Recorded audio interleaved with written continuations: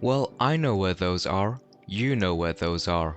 But did you know your genes also know where those are? Meet the Hox genes, an evolutionarily conserved team of transcription factors that lay down your body's blueprints. From your skull to your souls, and yes, even your privates. Hox genes determine your body's plan during embryonic development. In this video, we're diving into what Hox genes are, where they came from, and how scientists have turned fruit flies into bizarre little Frankenstein experiments to study them. Hox genes all share a highly conserved 180 base stretch of DNA called the homeobox. The homeobox codes for the homeodomain, a protein subunit which binds to specific DNA sequences. A Hox protein will act as a switchboard operator, turning genes off or on depending on where and when it's expressed. And this is the part that looks like something out of Black Mirror. In most animals, including you and I, these genes are arranged in the same order as they act. The order of these genes within this cluster relates to expression patterns. The earlier genes within the Hox cluster will be more highly expressed in anterior portions.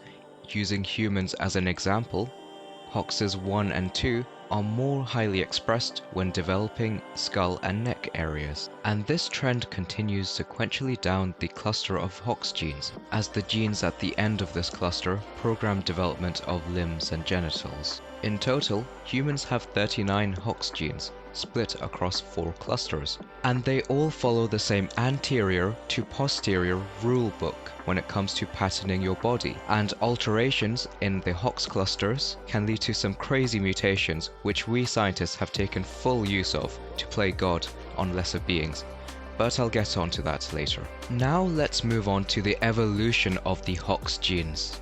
What we know as true Hox genes did not appear until Porphyra and Cnidaria split, as Cnidaria are the most distant creatures which contain Hox genes. The Hox genes of Cnidaria are scattered all throughout their genome, which might reflect their radial symmetry. It's however in bilaterians, creatures with a true front and back, that Hox genes were organized into Hox clusters to mirror the body axis. And over time, these clusters duplicated. Fruit flies have 1 cluster, humans and other mammals have 4, and zebrafish, they have 7. The reason different animals have different numbers of Hox clusters comes down to ancient genome duplication events. These events created extra copies of important genes. These are called paralogs, as they are functional copies.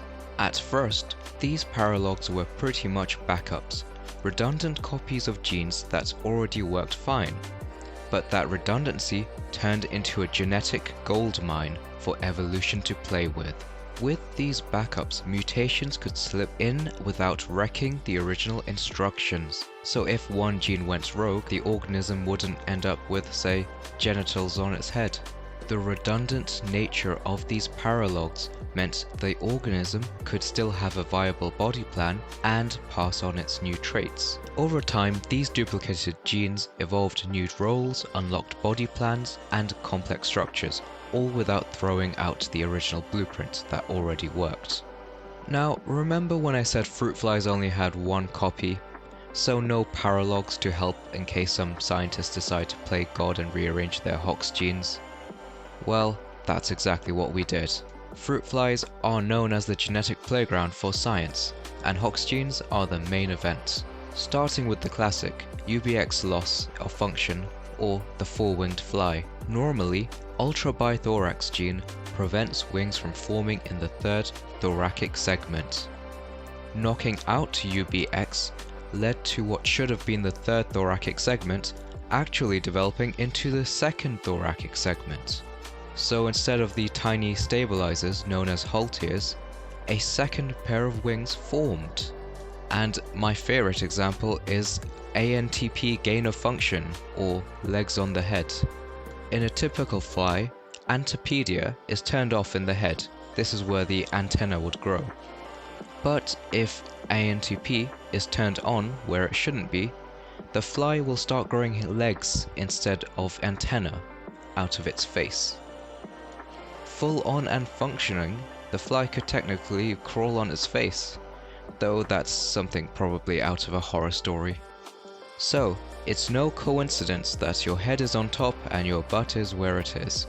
It was all planned, predetermined by billions of years of evolution, which is encoded in 39 genes within us. Thanks for joining, and I'll see you next time for more science.